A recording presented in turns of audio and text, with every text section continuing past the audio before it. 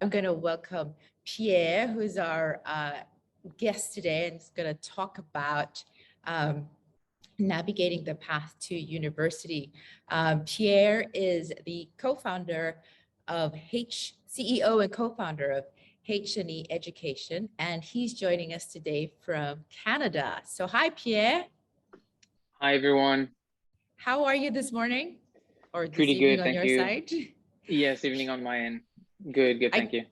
I can see you shared your presentation already. So Pierre, can you tell us a little bit about yourself and why you started this company and what you guys do? And I'm very, very interested in the presentations today. So let's start.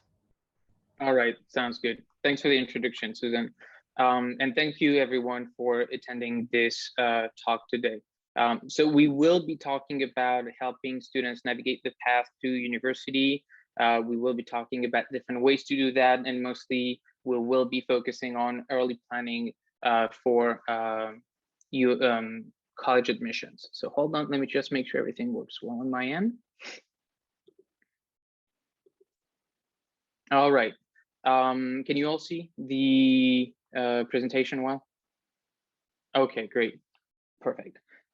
So my name is Pierre. I'm the CEO and co-founder of HNC Education, a firm that I started a little over 3 years ago now, but I've been in this industry for over 9 years in total. So I just want to share a bit more information about HNC Education, just so that you understand why I started the firm and how my background has informed my approach. So HNC is a firm that I started while I was pursuing my PhD degree at Yale University. And just a year before starting HNC Education, I also founded a different organization called the Yale Student Business Society. So the Yale Student Business Society was and is still now the largest student-run business organization. Is an organization that I created to help students, undergrad students, grad school students launch their nonprofit organizations or even businesses, their for-profit organizations. It's something that I was doing at Yale, and at the same time, I was also helping high school students navigate the application process specifically. What I noticed is that I could apply the same framework, the same structure that I was using to help students start their nonprofits, start their for-profit businesses. I could apply that same framework to the support that I was giving to high school students. And what happened is that it worked very well. We had a lot of success, mostly because our focus was not just on the applications, but mostly on long-term support that we were providing over several years. And what we were focusing on specifically at HNC Education was on the leadership side and the extracurricular activities. So we've grown a lot since then. We have offices in LA, in Boston, and very recently Singapore. So that's why we're giving this presentation, just that people learn more about us, what we do, and hopefully we will be a good fit for some of the families here.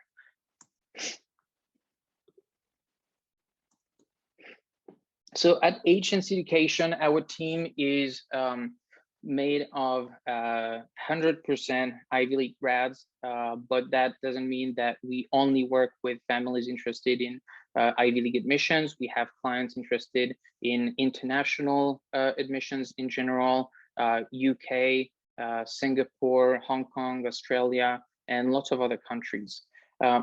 We have Ivy League grads. We also have former assistant directors of admissions of an Ivy League school, Dartmouth College specifically. Last year, we had a lot of success in our application cycle. 98% of our clients got into the top 3 best fit schools. I have some issues switching from a slide to another. Just want to make sure I can fix this. Hold on. All right, should be better now. So last year, as I mentioned, we're very proud of our students. 98% of them got into the top 3 best fit schools, including all top 30 US colleges, as well as Oxford, Cambridge, HEC Paris, and of course, all Ivies, which is really our expertise at HNC. In terms of how we work and I'm really having some issues switching slides. I hope this will be fixed. Okay. In terms of our approach at HNC, we have a very comprehensive approach in the sense that we focus on the academic side, making sure that our students are on track with their grades, their marks, their GPA, also on track with the standardized testing. We can help them find contest hours that would be a good fit for them. But what we do more specifically, and we'll talk more about that during the second part of my presentation and during the questions as well, what we do specifically is we provide extracurricular support and leadership development support. And I will talk more about that part later. We also work with student athletes. We offer athletic recruiting services. We have a vast network of Olympians, coaches, personal trainers who can help our families navigate the recruiting process successfully and maximizing the odds of getting into competitive schools. If we have some questions about the athletic recruiting process, I'll be more than happy to respond to. But just to give you an example, using sports as a way to get into a top college is a strategy that we use very often through intensive training. Just to give you an example of the difference in terms of acceptance rate for a student athlete and a regular applicant, Williams College in the US, which is usually ranked as the first liberal arts college, has an acceptance rate of 39% for student athletes and only 10% for regular applicants. So that is something that we can discuss, and I'd be more than happy to respond to questions related specifically to the athletic recruiting process. So for today's presentation, we'll be talking about two different subjects that are obviously intertwined. One is how competitive universities evaluate applicants. I will be focusing on the US and the UK mostly, but we can talk about Singapore, Hong Kong, Australia, and Canada if we have questions about other countries, obviously. And in the second part of my presentation, I will be talking more specifically about how to create a student brand. I'll explain that concept and how to plan for success early on and use actionable strategies to help your kid make the most of secondary education, sometimes primary education. So first part, the university admissions process, or I should say processes, just general overview so that you understand the full picture and how different countries evaluate applicants. So that I can talk more about how we shape our support and how you can also possibly help your child navigate this process. So when a family is thinking about the different options in terms of country, in terms of universities, if we're talking about international admissions, the US is really stands out as a very unique system that is different from all of the others, different from the UK, Australia, Canada, Singapore, and Hong Kong. When assessing all of these different countries, there are different factors that parents have to keep in mind. The first one is the years of study. Some countries will take a little longer to complete an undergrad education. In the US, Canada, and Hong Kong, it is 4 years. It can be shorter for other countries such as the UK. The other main difference that parents should keep in mind, because we have this question very often when we have families whose students want to apply to the UK to become a doctor, for instance. In the US, you will not have access to these professional studies program to become a doctor, a lawyer, a pharmacist, or even vet studies. These are all things that you can do upon graduation. So these are the main differences. Again, the US is the one country that is different from all of the others, if you have to think about it that way. Most of the other countries will be using a somewhat similar way of evaluating students, and the US will have a more holistic process when reviewing students. One of the main differences as well is obviously tuition cost, which is something that I wanted to touch on very briefly. We don't have to talk too much about this, but as you can see, there's a huge difference in terms of cost between the US and UK, Canada, Singapore, and Australia, which are all pretty much at the same level when it comes to yearly tuition costs. So again, something that especially international families have to keep in mind, mostly because there are very few financial scholarships and financial support options for international students, unless your income threshold and your assets allow you to be eligible for financial support. And that is usually something that is only available at, let's say, roughly the top 10, top 20 schools in the US. In terms of differences in terms of admissions process, the US, again, is the one country that is different from the others in the sense that it will be reviewing every aspect of a high school profile, not just the marks, not just the grades of the GPA. In the US, admissions officers will be reviewing your extracurricular profile, your social status, your zip code, the schools you went to. I'll talk a bit more about this process and show you examples of how applications are reviewed. But that is one of the main differences in terms of admissions processes. And as I mentioned, of course, the fact that the US does not offer the possibility to go directly to a more of a professional program. Another thing that international families have to keep in mind, if we're still talking about international admissions, is the fact that the acceptance rate for international students is very often a lot lower than domestic families. If you take a look at the graph here, for instance, at Columbia, the acceptance rate for international students was around 3% compared to 5% for domestic students. Harvard, it is roughly 2% for international students and 4.5% for domestic students. This trend here applies to most of the top 20 universities in the US, but also for top UK universities such as Cambridge and Oxford. So how exactly admissions officers read applications? I just want to talk about this a bit more, just so that you better understand how you can possibly help your child prepare early on in the process.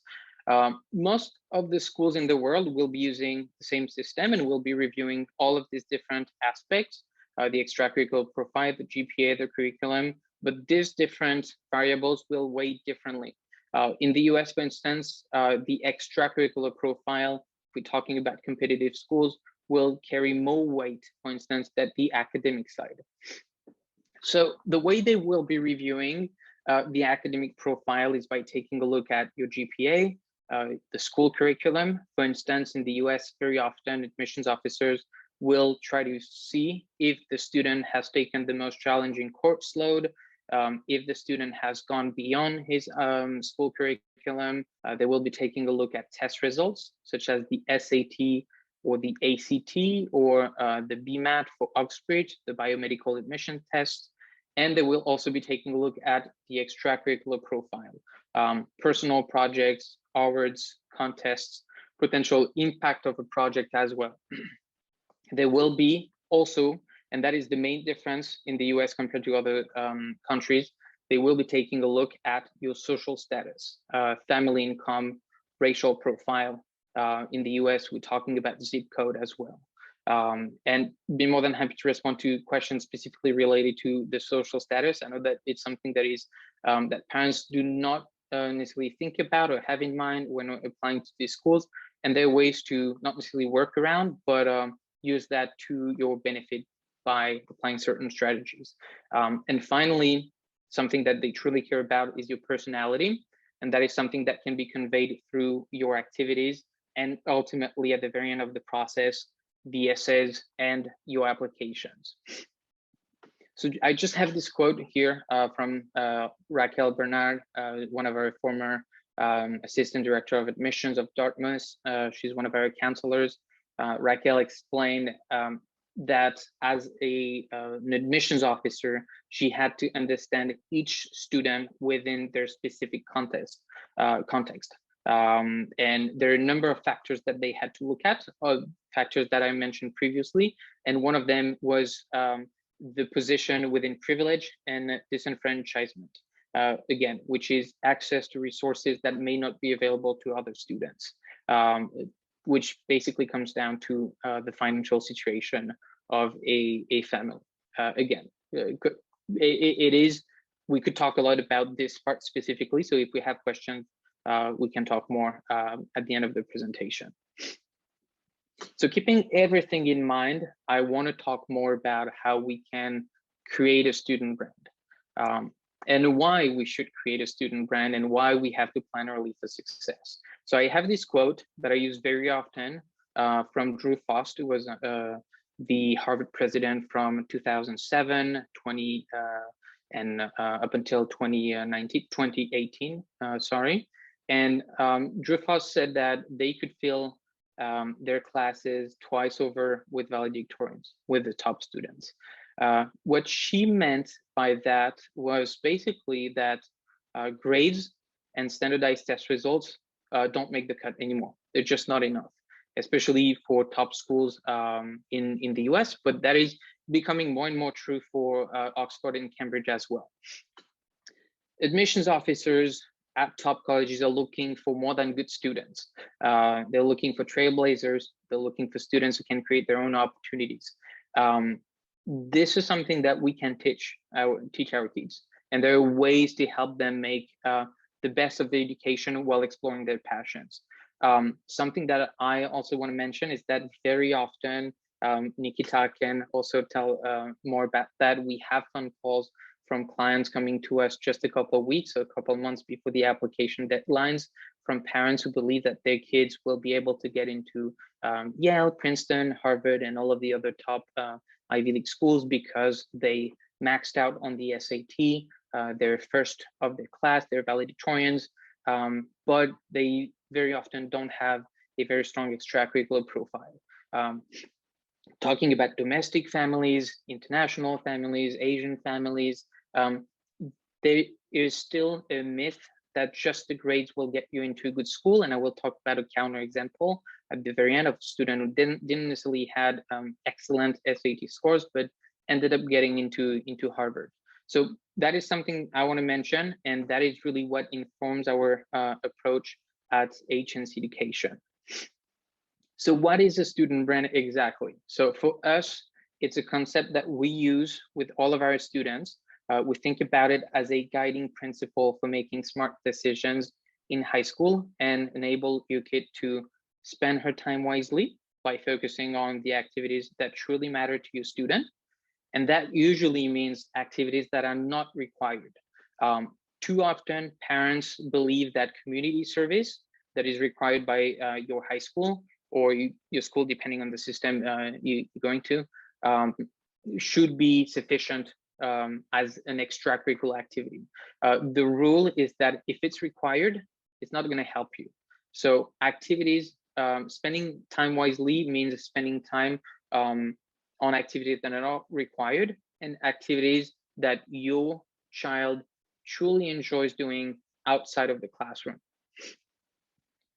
A student brand should help you choose activities that will also reinforce their sense of ownership. What I mean by that is that students should choose activities that they're good at and activities that they will feel motivated to pursue over time. That's another concept, and that's another guidelines that we use. And obviously, when the time comes, the student brand should paint a compelling and coherent picture of your student in the admissions process and on the application. It should paint a picture that will help the student stand out and look different from other students. So now we want to elaborate more on what I mean by choosing the activities and how we can do that. So the first step is to identify the talents and the strength of your student early on in the process. Usually that is something that we can do from the transition from middle school to high school, primary to secondary. It sounds very basic, but identifying talents is something that parents tend to underestimate, preferring to focus instead on academics. But a child who likes what he or she does outside of the classroom is a happy child very often, will end up performing better in school. So giving the opportunities to understand themselves better should really be a priority as soon as they start secondary school, well before ideally.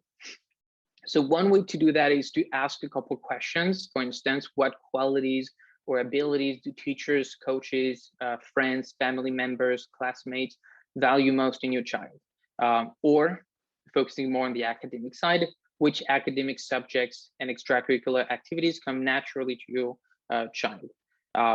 Qualities and abilities can be very specific or more loose in a sense. It can be something such as problem solving, math, or even painting or skating or wanting to help others. My suggestion is just to sit down with your child during that transition and ask your child to create a list and interview friends, family, and see if the qualities and the abilities that are put on the paper resonate with what other people think about your child. Very basic exercise. Again, I think identifying talent is something that people underestimate, but it can go a long way if you plan early on. The next step, once you know the talents and the passions of your and the strength of your student, is to focus on the passions of your student. So we have a premise of our work at HNC, which is that the things we love doing are those that we're naturally good at. The issue with this premise, issue for parents very often, is that passions, I put street art and video game, may not be fully appreciated by your teacher. So instead of focusing on video games, you should probably spend more time working and focusing on your homework.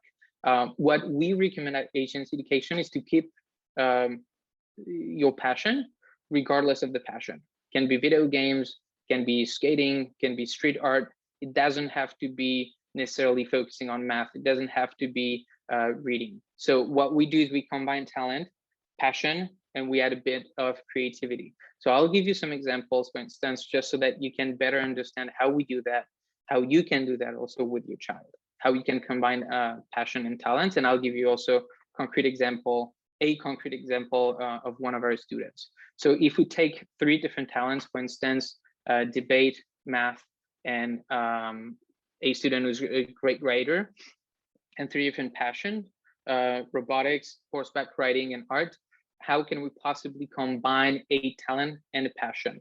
And I just want to emphasize that we like to combine these 2 and not just focus on the passion. And the reason is simply that a student can be passionate about something, but won't necessarily have a talent for the passion. So it's always best to push the student toward the things that is or she is truly for which she has a real talent. So in terms of combining these 2, you have examples here that you can read. A student who's great at debating and loves horseback riding can, for instance, start a nonprofit to end horse slaughter and abuse in horse racing, which is an actual project we worked on. If you're a great writer and you're passionate about robotics, you can start a science journal at your school. You can start a blog, a YouTube channel. Even better, you can interview professors at your top schools, which is something that we do all the time. Or you can write op-eds or articles that you would publish in local newspapers. If you're passionate about art and math, try to combine both. Do art with math, or write about math in art, or again, reach out to professors or scholars to work on an academic project, focusing on learning about the intersection of these 2 things. So that is really the framework that we use at HNC Education. It's been successful, it works well. Very often it works well because we have a non-parental approach, because we're not parents. So that is something that also parents have to keep in mind. Sometimes it's best to have a third-party person, not all the time, but it can help. I wanted to give another example of a successful project we worked on during the pandemic as well, because very often parents believe that there's no way to make things work, to focus on the extracurricular profile. One of our students started a year ago a online audio platform to help kids with cancer play video games from their own rooms, their own hospital rooms. It's something that he wanted to start because he used to play video games with his dad, who had cancer and passed away recently. And he wanted to pursue the legacy, wanted to do something to help kids with cancer. So we worked on creating this online audio platform that has scaled at a national level, specifically in the US, through hospitals, Ronald McDonald's houses, and this student was able to be featured in the Washington Post, US News, and other major media outlets. So that is a great example of how you can use video games, your talent, helping others in this case, in a context where typically parents would not believe that there's a way to make things work during the pandemic. What was very impressive about this project is that it really followed what we want to see when working on what we call a capstone project. The project was able to scale and have a tangible and real impact. It was able to gain media coverage, and this media coverage served as third-party recognition. Again, we received phone calls from parents and students just before the beginning of the application season, mentioning that they started a couple different nonprofits, but when the time comes to do some research online or to dig deeper into these projects, we couldn't find anything. Admissions officers, especially if they're interested in your profile, will spend some time online. So that's why we think it is so important for students to, for instance, submit an op-ed talking about the projects, reaching out to journalists to obtain this type of credibility and validation of their projects through some form of third-party recognition. Again, that is I can talk more about this if we have specific questions about how to go about gaining media coverage. But what I can say is that very often journalists love to talk about young students starting impactful projects. And it is a lot easier than you would think.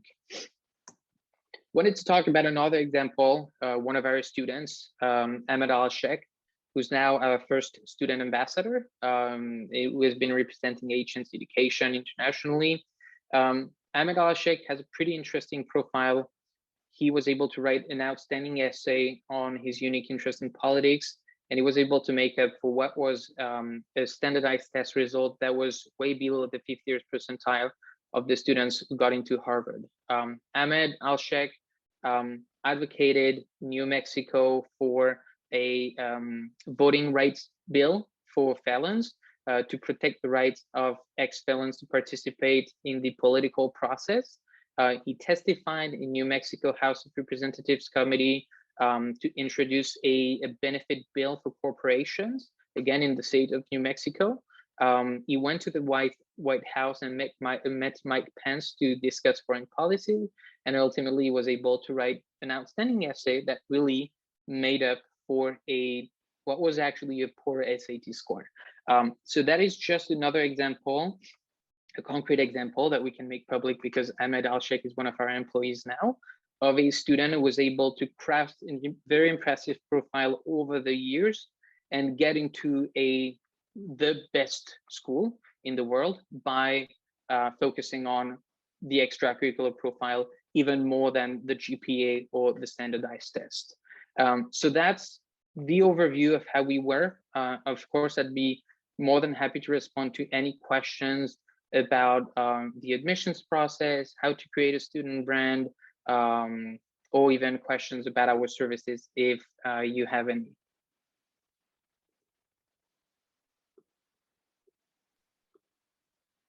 Definitely. Let's get on to the questions if we have.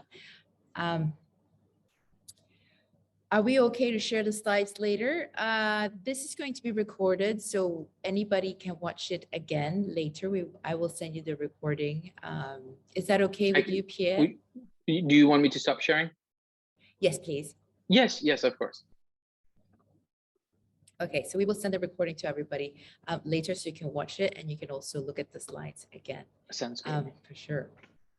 I just have a question. Can you remind us again when we should start thinking about this student brand? Yeah, so just funny anecdote. I told Nikita a couple of weeks ago about that. Got a phone call from a family in Singapore with a 2-year-old and they wanted to hire me to help their 2-year-old daughter navigate the college admissions process. So that is way too early. Usually beginning of secondary education, beginning of high school is the right time to start. For high achieving students, highly motivated students, middle school can be great as well. But again, that is really based on the motivation of the student, what the student wants to do. Starting 2 years before the beginning of the application season very often is too late for a couple of different reasons. And I don't want to sound too pessimistic. There's still a lot that you can do, but starting 2 years before doesn't give you enough room to actually scale a project or show admissions officers that you've been working on something over several years. It may look like you're just starting something for purely for the application process, and that usually sends the wrong message to admissions officers. So I would say very beginning of high school, beginning of secondary education is the right time. Yeah, because I was thinking my daughter is, how old is she? She's 12, and she goes to year 7 here in Singapore at a school called Dulwich College. And Yeah. she is kind of all over the place. And so I was so interested in this talk because, just how do I even start her brand? It's like a marketing project. She's my brand, and obviously she's her own brand, but how to incorporate all her talents and her passions and everything like that. It seems like quite a task that will take several years because she's interested in everything. Yeah, so just something I wanted to mention is that it is normal to have lots of different interests. Sometimes what we prefer to do is to start a couple of different small projects just to give them the opportunity to explore different fields and different interests. It is what a typical student should be doing in middle school. They should be exploring as many options as possible. And then when the time comes, it is a lot of brainstorming that we do with the students just to understand what they want to do, what they're passionate about, and what they feel comfortable working on over several years. And it has to stem from the students. We never package our students. We never tell them what to do. We care about student ownership. So that's why it has to be a two-way street. And that's why also the non-parental approach is something that works pretty well. Yeah, I would say so. Because, if I would tell her, oh, yeah, do this, do that, she'd be like, no, thanks. Okay, another question. Do you think standardized testing is going to be phased out going forward with applying for universities? Yeah, so that's a great question. I had the opportunity to talk about this to the media a couple of times. If you go to our press page, you can see some of my interviews specifically on standardized testing. It won't be phased out going forward unless there's a major policy change. It is currently in the US optional at lots of different schools. But it is not really optional. What I mean by that is if you take a look at the stats, for instance, UPenn, which is one of the top schools, one of the Ivy League school, over 75% of the students who got in submitted the test scores. If we're talking about Georgetown, it is exactly 93% of the students who submitted the test scores who got in. Other Ivy League schools did not want to share their data, most probably because they became test optional, but they're still accepting tests for lots of different reasons. The director of admissions at Dartmouth said that it's been a mess to evaluate students who do not submit the test score, and mostly because they don't want to accept students who will be struggling in college. So it's something that started during the pandemic, but most of the top schools still rely heavily on test scores. So I don't think they will be getting rid of it anytime soon. Yeah, because otherwise it will take forever to kind of decide, would we want this child or not, if they just based it, if they, just don't use it anymore, right? If it's not standardized, it's difficult to compare students, yeah. Yeah. Okay, there's a question for you regarding your fees, for example. Is it dependent on the numbers of university we want to apply to? And is it also something paid per year? I think you can take that offline, or is it? Yeah, sure. Is it about our fees at H&C Education or fees applying to universities in general? It's your fees in general, I would say.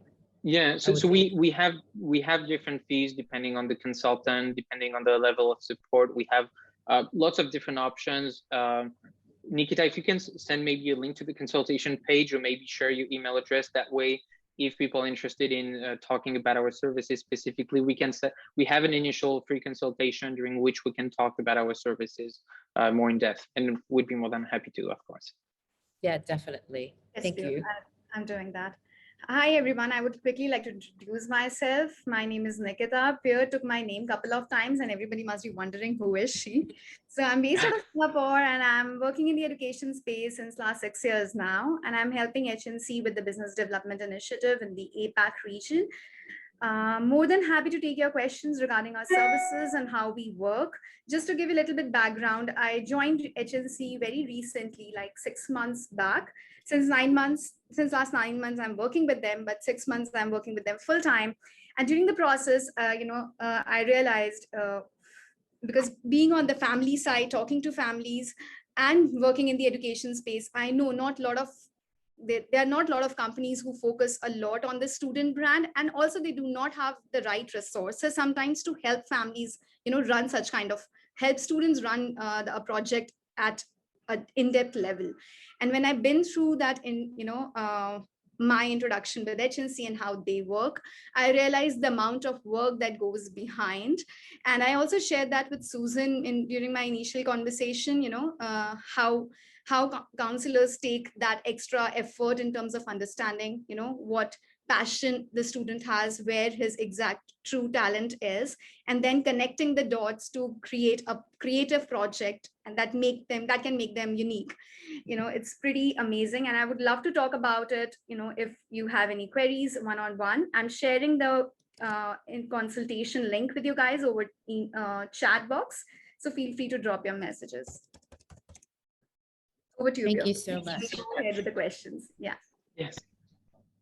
Okay, so let's go back to the chat question. So Pierre, could you talk a little bit more about how to seek media coverage for student projects? And is that something that you guys help with, since you all have, contacts with media?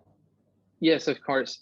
So the first step of seeking media coverage is to have a real project first, to have a project that has some type of tangible impact that you can share with journalists. There are usually two typical ways of gaining media coverage. One is to write an op-ed and submit it to local newspapers, or in international media outlets, up to you and what you think is best. Usually what we do, we start at a local level and then scale up to let's say if we're talking about the US, state, national level. You can proceed the same way in any country virtually. So you can write an op-ed, or you can pitch your project to journalists. Journalists, as I mentioned, love success stories of middle school students or high school students who've launched something impressive. My suggestion is, let's say if we're talking about a nonprofit, but this would apply for a student who wants to write a novel, for instance. If a student has a nonprofit, what you want to do is have one of the clients or the person that has been impacted by your nonprofit to be included in your pitch. You want to make sure that you talk about the impact of your project. You want to have a link to your site. So you want to have a site that is up and running. You want to be able to share contacts of people who can share testimonials to the journalist. And you want to be able to quantify the impact of your project. So pitching is one way, pitching journalists, and the other one is writing an op-ed. And these two are very successful. Again, start at a local level to build credibility and share that credibility with journalists from bigger media outlets, so that you can build upon what you've gained in the initial phase of the media outreach. Yeah, definitely. I hope that helps. They can certainly share it with us if it has, any relevance to expat living. Definitely most welcome. How many universities should you apply to? Is there sort of like a certain mix, or is like a strategy of how you kind of send out your applications and see what comes back? Yeah, so there's a rule of diminishing return. If you apply to too many schools, you may not be in a position to tailor your applications. If you're talking about applying to different schools internationally, I would recommend anywhere from 16 to 20. If we're talking about purely US colleges, I would recommend anywhere from 10 to 15. And that is mostly because in the US, you will have lots of supplemental essays to write. When submitting an application, you have to write a personal statement, but you also have to write up to sometimes 6 or 7 essays per school in addition to your personal statement. So that can add up pretty quickly. One of my students is applying to 15 schools this year, has written over 50 pages of essays so far for the past application cycle. So that can take a lot of time. If you apply to too many schools, you may not be in a good position to tailor your application. And that is also one of my suggestions. If some of the families here have students applying to different schools, be sure to tailor your supplemental essays to the school. For instance, mention a specific syllabus that you find on the course catalog. Mention a specific professor, a specific lab. Never say that you want to go to a school because the school is highly ranked and the architecture looks great. You have to make a strong case as to why, academically speaking, this is the right fit for you. And sometimes mentioning professors or mentioning a syllabus is a great way. Even better, connecting with professors years before is even better, or interviewing professors, which is one strategy that we use very often. Okay, that's a good tip. I want to ask you something. What do you think about, students doing like a gap year before university? Yeah, I think it is totally okay, depending on what you plan on doing during your gap year. We work with gap year students. There are different reasons as to why they want to take a year off. Sometimes it's to improve their extracurricular profile. Sometimes it's to have better grades if they want to take additional courses online. But it is okay as long as you have a plan that you can structure and share with admissions officers. We had lots of students who decided to take a gap year during the very beginning of the pandemic because they didn't want to study from home. They didn't want to go remote, especially in the US, because they wanted to have this campus experience. So it is okay as long as you have a plan. But then what if you don't have a plan? If you don't have a plan and if you haven't received an acceptance, an offer from a university, that can be detrimental, actually. Yeah. Yeah. Then can play against you for sure. Yeah, then you're kind of like in deep trouble. So what do you suggest to parents who probably's child is not so academically strong? How can they then build that student brand if they're not so, if the child is not academically strong on that side? Yeah, so I would say that especially at HNC, so if our student needs additional academic support, we can match them with the tutors. If need be, we can help them prep for the SAT, but there's only so much we can do with the academic side. So if a student isn't necessarily the best academically speaking, there's still plenty we can do with the extracurricular profile. And that is great, especially if we're thinking about highly competitive schools that will be taking a look at the full profile. So just to put it differently, the academic performance does not necessarily impact the way we will be building the extracurricular profile. And I would strongly recommend to families who maybe have a student who isn't the best academically speaking to dabble down on the extracurricular profile, because that can truly make a difference. Even for students who are performing under the 50th percentile of the students they're interested in, academically speaking, they can still get in if they have an outstanding extracurricular profile. Okay, so work on that one. That's a good tip. So in your experience so far with the pandemic, what's your experience with like international students coming into the US, for example, and getting into the universities? Is there sort of like, are they all getting in, or applications kind of been on hold for a little bit? What's your thoughts on that one? Yeah, so at HNC, we haven't seen a major change. At some point, some students were worried about F1 visas and how many would be available to international students, especially during the previous when we had the previous president in the US. Things haven't been impacted that much. Schools are receiving a massive number of applications, and the acceptance rate for international student hasn't changed much. It is roughly the same. It's completely back to normal, and it is still as competitive as it was before. So students are still going massively to the US or the UK. The impact hasn't been that important, to put it in a nutshell. Okay. I like how you say the other president. Yes. That's quite funny. Okay. Well, I just wanted to check if anybody else had more questions for Pierre and I think there Nikita. was one question here Did on I internships and jump- research projects. Did I jump one?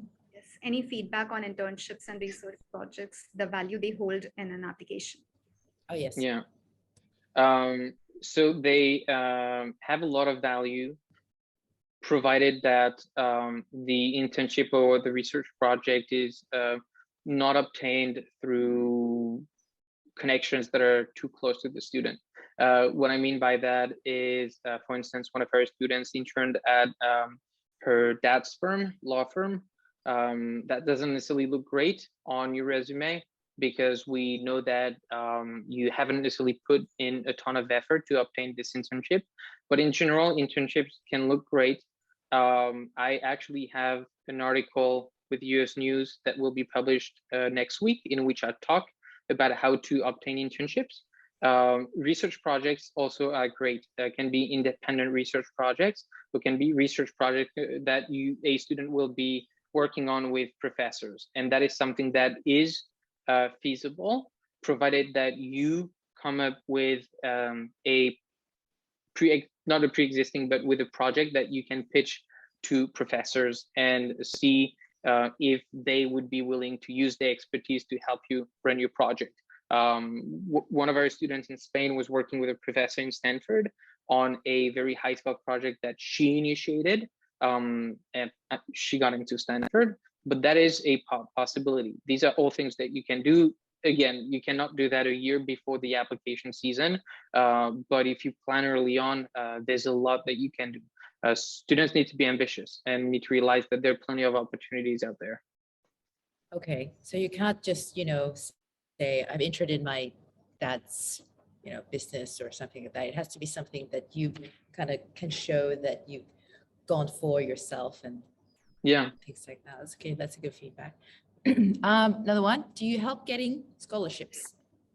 Yes, we can. It is a pretty straightforward process. There's some documents that you have to fill out, some paperwork that you have to fill out for the applications. There are a few scholarships available to international students, but it doesn't mean that there are absolutely no scholarships. We can also, some families, for instance, only want to focus on merit-based schools that offer merit-based scholarships. That is something that we can do. So we can tailor our services to the needs of our families, depending on their financial needs as well. Okay. So in terms of like scholarship, do you do the application first and then look for the scholarship, or you look for the scholarship and then you do the application first? How does that work? It depends on the timeline, depends on the schools. International students usually submit their applications. If we're talking about competitive schools, they submit their applications, and the admissions process is what we call need blind. So that means that admissions officers will not be taking a look at your financial situation when they are reviewing your applications. They do not know how much your family make, and they do not have any access to your financial information to a certain extent, because there's some ways they can know more about your financial situation, but it is need blind technically. So that means that once you get in and you receive an offer, then you have to disclose your financial information and see how much the school will be offering in financial aid. So that's why I was saying that it is pretty straightforward. There's not much you have to do besides applying and then waiting for the results. Yeah. Okay.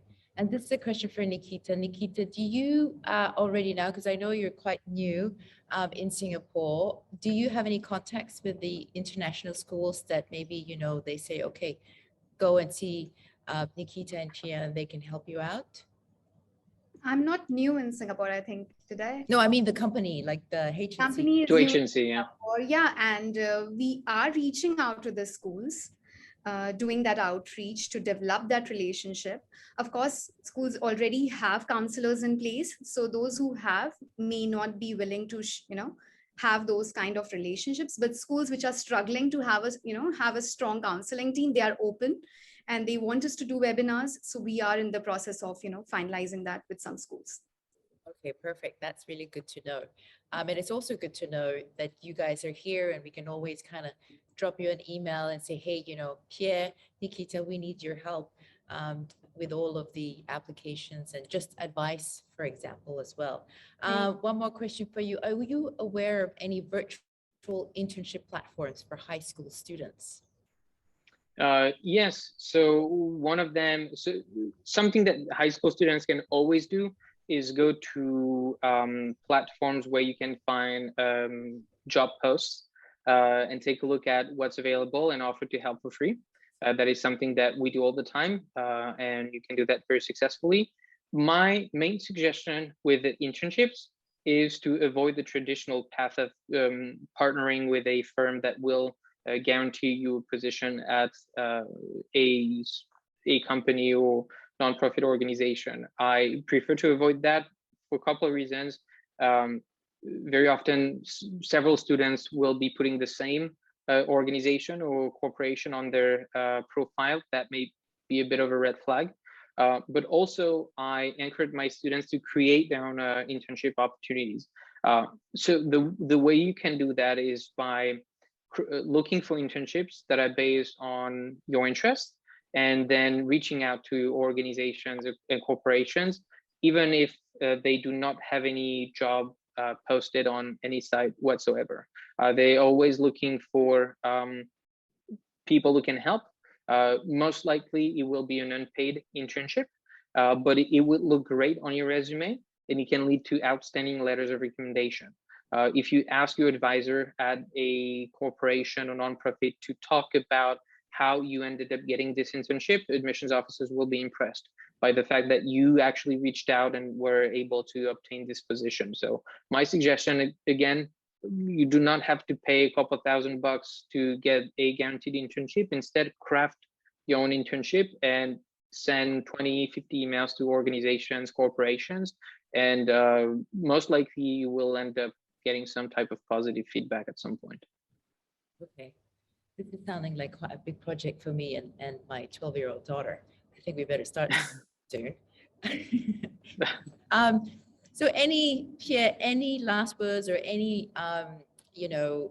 tips for us whose kids are kind of, not 2 years away from university, but kind of a few years away from university, and tips for us to kind of guide them and make sure that they are on the right path to the right schools. Please give us a few. Yeah, if I have two tips, maybe one is let them focus on their passions. There's more than school, there's more than homework, and based on what we've seen, students who have the time to explore their passions and do things they truly enjoy usually perform a lot better in school. And the second suggestion that I have is that we've been focusing a lot on top schools, but at the end of the day, what really matters is to find the best fit school for your student. Doesn't have to be Yale, doesn't have to be Harvard, doesn't have to be Princeton or Oxford. It has to be the best fit school for your child, which means the school that wants your child in a school in which your kid will be able to flourish and bloom and have a very successful career. So that's what we do. We have an expertise in top schools, but at the end of the day, we look for the very best schools for our students. And that's why we like to create a list of colleges that is well balanced. And that includes schools that are very competitive, but also schools that are within reach of our students. Thank you so much. And I just have a I'm curious, last question. So the kids or the students that followed your program and have graduated at the top universities, what are they doing now as job-wise? Oh, wow, good question. They're doing lots of different things. Good example of how your career path can change. One of my students was passionate about aerospace engineering, actually built his own plane, interviewed professors, got into a great, top 5 program in aerospace engineering, ended up ended up being a journalist, not necessarily focusing on science at all.